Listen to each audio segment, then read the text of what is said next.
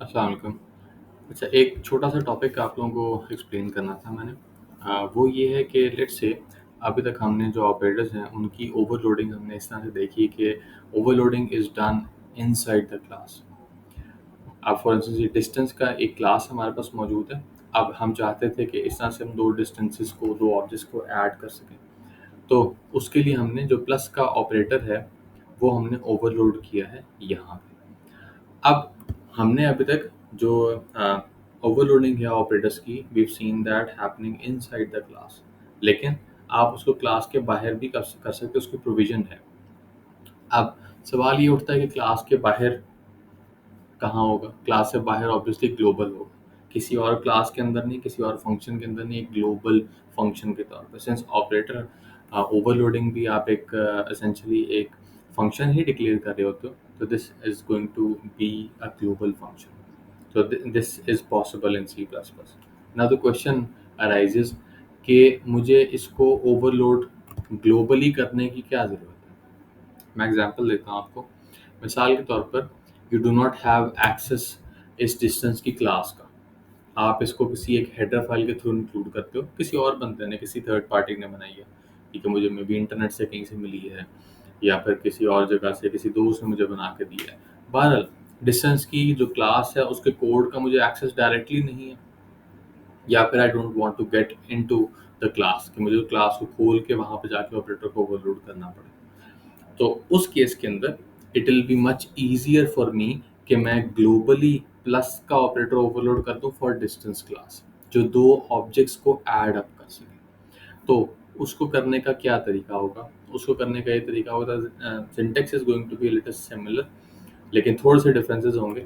Difference number 1, जब मैं यहाँ पे D1 प्लस D2 कर रहा हूँ, तो वी नो कि जब आपके पास ये बाइनरी ऑपरेटर है, तो जो लेफ्ट साइड पे D1 ऑब्जेक्ट है, that becomes the calling object, और जो राइट साइड पे ऑब्जेक्ट है या जो भी कोई चीज़ है, it goes as a parameter.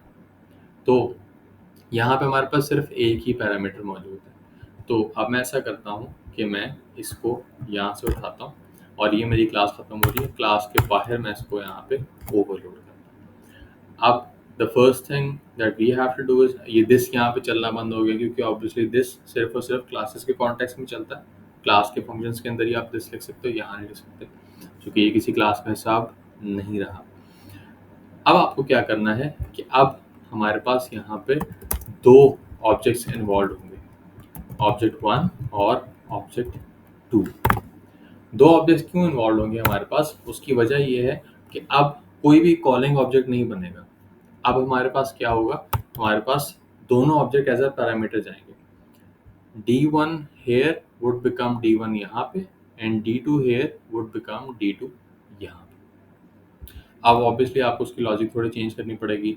ये जो फीट हैं, ये दिस की जगह हम D1 के फीट यूज़ करेंगे, और अगेन यहाँ पे एक और इशू है, मैं आपको दिखाता हूँ अभी। और ये D2 हो जाएगा, ये भी D2 है। जहाँ जहाँ दिस था वहाँ वहाँ अब D1 है, क्योंकि कॉलिंग ऑब्जेक्ट नहीं रहा, तो अब उसकी जगह D1 आ गया, तो मैं जहाँ जहाँ दिस था वहाँ वहाँ पे उसको रिप्लेस कर दूंगा। ठीक है, ये सारी चीज़ें हमारे पास हो गई। अब एक चीज़ हमारे पास और मज़ीद है, वो क्या है कि ये जो प्राइवेट मेंबर्स हैं, फीट और इंचेस, इसका डायरेक्टली एक्सेस नहीं है। अब ये तरीका, अब इसका ऑप्शन, 2 ऑप्शंस हैं मेरे पास इस चीज़ को फिक्स करने के। द फर्स्ट ऑप्शन बीइंग कि मैं क्या करूँ कि मैं यहाँ पे इसको गेटर और सेटर का इस्तेमाल करूँ, but it is much more convenient for me कि मैं इसको as a friend function declare कर दूँ ओरिजिनल क्लास के अंदर। सो मैं वो करने जा रहा हूँ।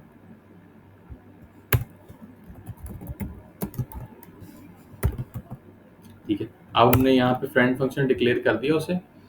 हमने डिस्टेंस की क्लास के अंदर नीचे वाले इस फंक्शन को, which is an operator that we have overloaded, लेकिन है तो ये फंक्शन ही, तो मैंने उसको एक फ्रेंड फंक्शन बना दिया। अब हमारे पास ये फीट के और इंचेस के एरर चले गए। देखें, मैं इसको कमेंट करता हूँ तो एरर वापस आ जाता है, अनकमेंट करता हूँ, अब नाउ दे आर फ्रेंड्स, तो फिर it is going to be fine.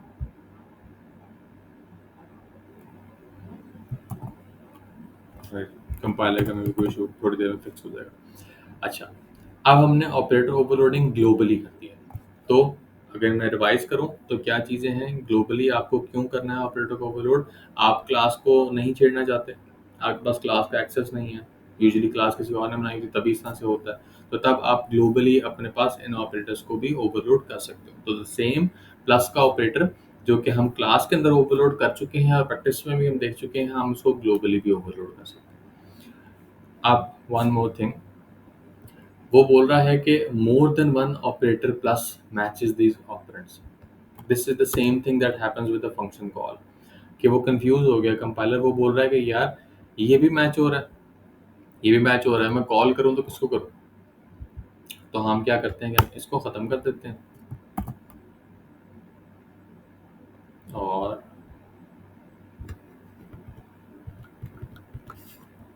Function में बना दिया। ये भी आपके पास हेल्प करा। वालेकुम अस्सलाम। अच्छा, आप इसको चला के देखते हैं, लेट्स सी क्या आउटपुट आता है इसका।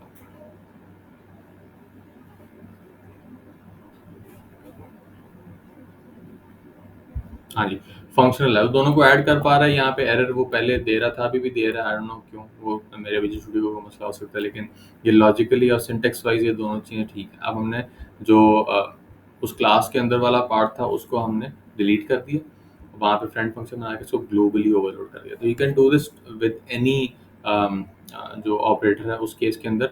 The only thing that change was कि आप उसको ग्लोबल कर रहे हो। दूसरा ये कि अब एक पैरामीटर की जगह 2 पैरामीटर हैं, क्यों? क्योंकि दोनों पैरामीटर एज़ दोनों जो से आपके पास ऑपरेंड्स हैं एज़ पैरामीटर ही जा रहे हैं। कोई कॉलिंग ऑब्जेक्ट नहीं रहा, क्योंकि अब ये फंक्शन आपके पास ग्लोबल नहीं रहा, सॉरी क्लास का मेंबर नहीं रहा, अब वो जो है ग्लोबल है। अब 10 मिनट